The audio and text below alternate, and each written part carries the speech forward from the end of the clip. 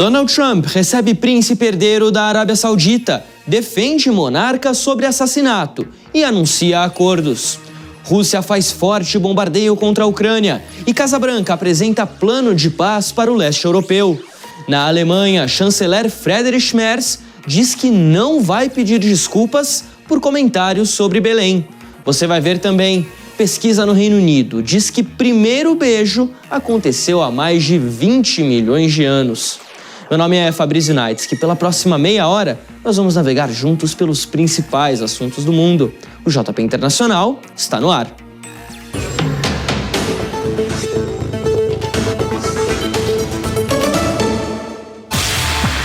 Olá, seja muito bem-vindo, seja muito bem-vinda. O JP Internacional de hoje já está no ar e a gente começa o programa dessa semana falando sobre reputação. Nessa semana, o presidente dos Estados Unidos, Donald Trump, recebeu o príncipe herdeiro da Arábia Saudita na Casa Branca. E a visita de Mohammed bin Salman pode ser considerada um sucesso.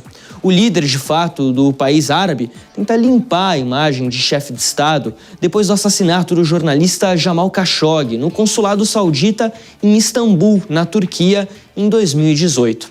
Questionado sobre esse caso pela imprensa no Salão Oval, Bin Salman viu o presidente Donald Trump partir em sua defesa e pedir para que o convidado não fosse envergonhado.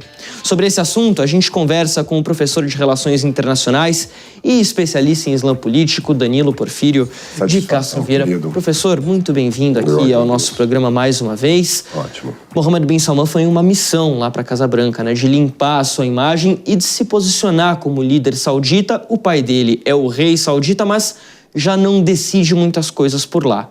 Foi um sucesso, de fato, essa visita? Qual é a sua avaliação? Eu acredito que é exitoso para ambos os lados. Então, primeiramente, o que nós temos que lembrar? O rei Salman Al Saud, pai de Mohammed Al Salman, ele é um rei que já está no seu estado crepuscular, uma pessoa muito idosa, doente. E nós temos que lembrar que desde 2017, Mohammed Al Salman ascende como a grande liderança saudita, assumindo, inclusive, o primeiro ministério, né? Ele é realmente o governante. Inclusive, ascende compromissado em dar fim aos financiamentos que aconteciam de forma velada ao Estado Islâmico do Levante. Ou seja, a relação com Mohammed Al Salman, Fabrício, já vem com Trump no primeiro quê? No seu primeiro governo. Primeiro mandato. E agora, o que nós estamos vendo? Diante de uma situação de construção de estabilização dentro do Oriente Médio, agora com a questão da faixa de Gaza sendo assumida por uma força internacional sob supervisão norte-americana, como foi decidido esta semana, vendo também a ascensão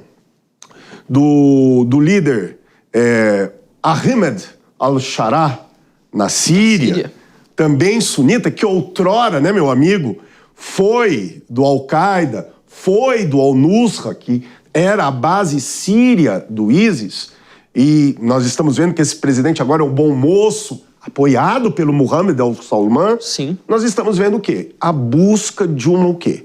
De um alinhamento e de uma aproximação intensa dos americanos com os sauditas e países do Golfo. E uma aliança mais oficializada, né? Porque historicamente sempre houve ali boas relações entre os dois países, mas era uma coisa mais da cortina para trás, né? Isso. Nós temos que lembrar que primeiramente, as relações entre Estados Unidos e Arábia Saudita remontam o início do século XX, 1917, com a presença já de empresas americanas petrolíferas na região. Sim.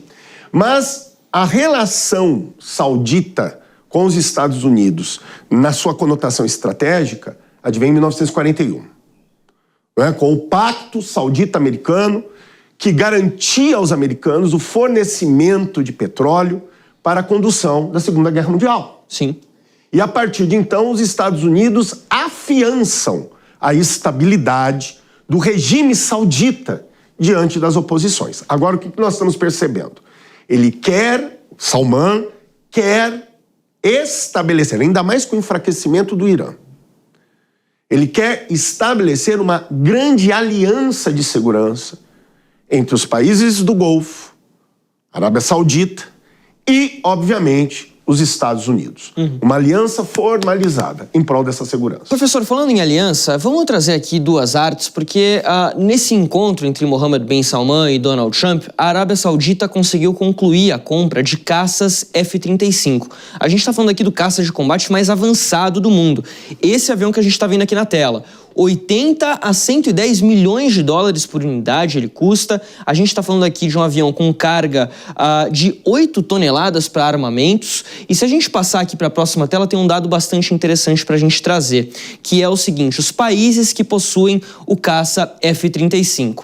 Esses aqui são os países parceiros, por onde passam a produção dessa aeronave. Estados Unidos, Reino Unido, Austrália, Itália, Canadá, Países Baixos, Noruega e Dinamarca. Cada um desses países aqui na tela está envolvido na produção do caça F-35, que é da Lockheed Martin, uma empresa norte-americana. E aí as vendas para países estrangeiros. Só tem um país do Oriente Médio aqui, que é Israel, que tem 75 caças F-35 Adir, que é uma versão modificada para alguns armamentos específicos utilizados pelo Estado de Israel.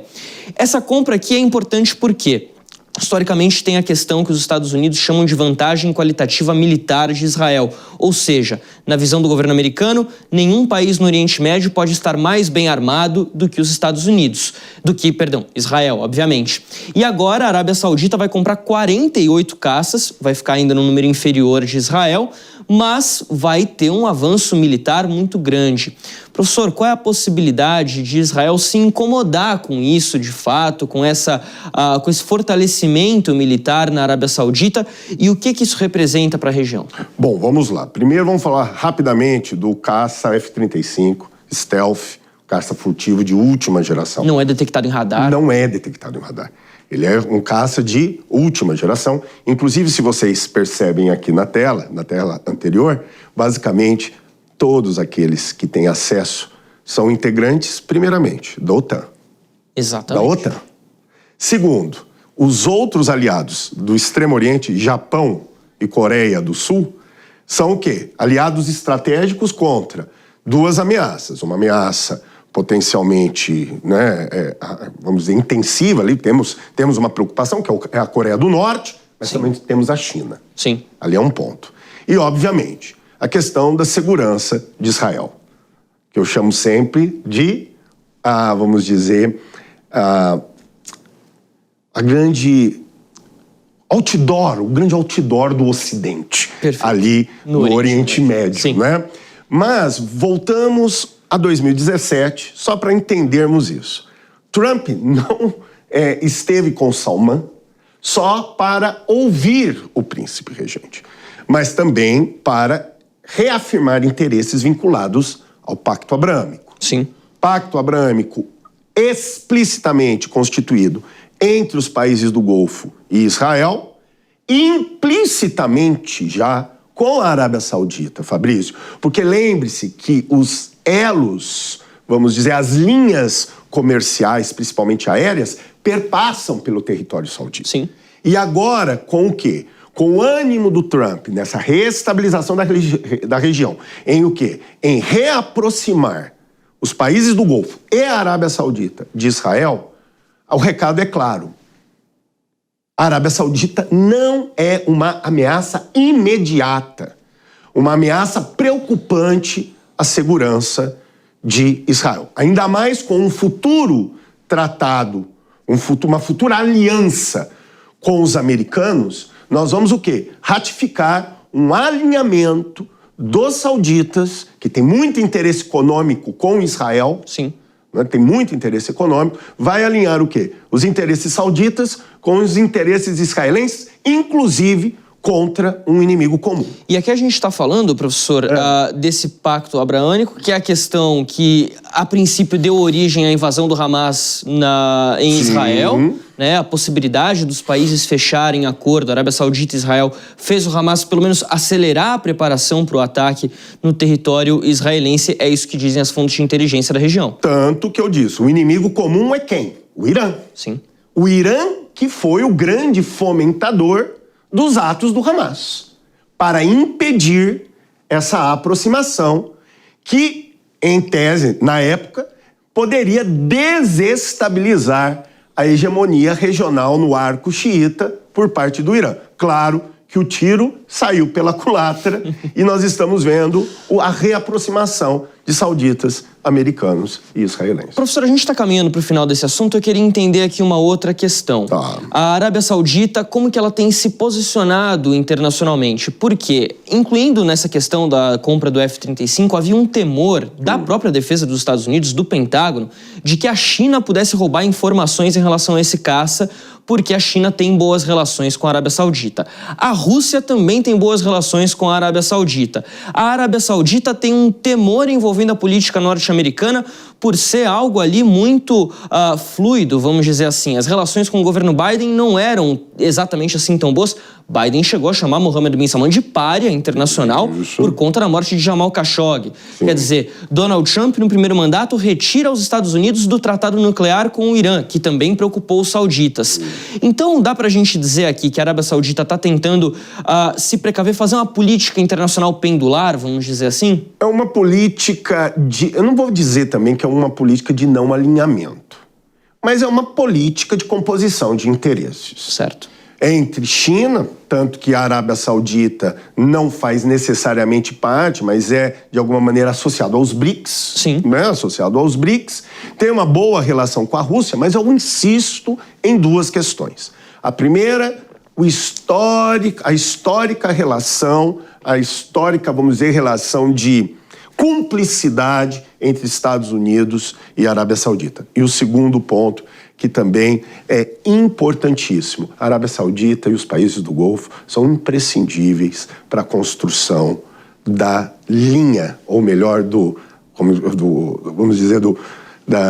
grande caminho oriental, a rota da seda ocidental, que liga, inclusive aproximando para essa influência americana, os indianos, a Índia, Sim. criando o quê? Uma alternativa contra as pretensões econômico-comerciais da China. Quando você falou esse rota da seda, Paulo Maluf está bem orgulhoso dessa rota. Professor, tem a questão, né? Para os Estados Unidos, a defesa da Arábia Saudita também é importante para garantir que esse fluxo de petróleo continue girando, né? Claro, e não só a questão hoje do petróleo. O pacto saudita-americano já afiançava essa questão. O que nós temos que ver é que o Oriente Médio, principalmente os países do Golfo, mudam a sua realidade, se tornando em grandes centros financeiros e grandes pontes de relação econômica entre o Extremo Oriente, a Ásia Central e o Ocidente. Já pensando num planeta pós-petróleo?